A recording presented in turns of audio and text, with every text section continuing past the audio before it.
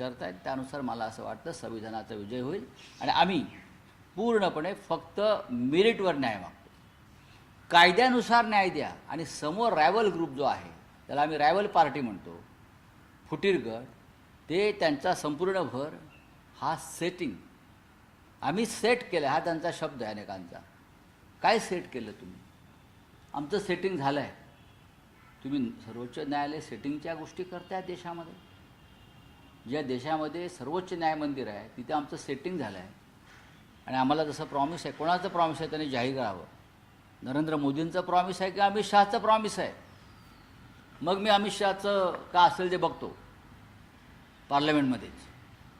Sir यानंतर काल अमित शहा म्हणतात की मी तयार आहे चर्चेला. खोटं बोलतो तो माणूस. अहो घाबरलेला माणूस आहे तो. पाय लटपटत आहेत बघा तुम्ही, त्याचे हात लटपटत आहेत.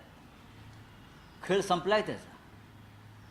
भविष्यात ते रिशफलमध्ये मंत्रिमंडळाच्या ते मंत्रिमंडळात जातील की नाही याची शंका मला वाटते. हे मी अत्यंत हे विधान धाडसी जरी असलं तरी खरं आहे.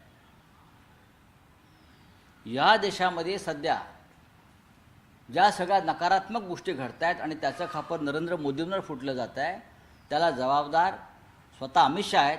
हे मोदींना पटलेलं आहे. वाद आहे दोघांमध्ये, कळेल तुम्हाला लवकरच. हे मुळात अमित शहाना संसदेमध्ये येण्यापासून रोखले कोणी? आम्ही खासदार आहोत साधे, आम्ही संसदेत जातो, तुम्ही तर गृहमंत्री आहात. अमित शहाने या देशाचं तात्काळ उपपंतप्रधान व्हायचं आहे आणि मोदीने त्याला नकार दिला आहे. ही माझी बातमी आहे. मला उपपंतप्रधानपदी ताबडतोब नवीन रचनेमध्ये घोषित करा. मी तुमचा वारसदार म्हणून मला घोषित करा. आणि मोदींनी त्याला स्पष्ट नकार दिलेला आहे. हे जे मी सांगतो आहे हे 100% सत्य है. उनको डिप्टी प्राइम मिनिस्टर तुरंत होना है और मोदी ने उनको नकार दिया है. सर ते काल जलजीवन मिशनची एक बैठक झाली. बाकी जे सांगितलं जातं की मोदी नंतर कोण, त्या व्यक्तींना देखील मुळात मोदीनंतर अमित शहा नक्कीच नाहीत. आणि मोदीही किती काळ राहतील 29 पर्यंत याच्याविषयी देशाच्या मनात शंका आहेत. यापुढलं आंदोलन जे आहे जेन झी आणि देशभरामध्ये हे EVMच्या विरुद्ध असेल, लक्षात घ्या. पण मग त्यामुळं पक्षांतर्गत भाजपमध्ये काही वाद आहे असं वाटतं?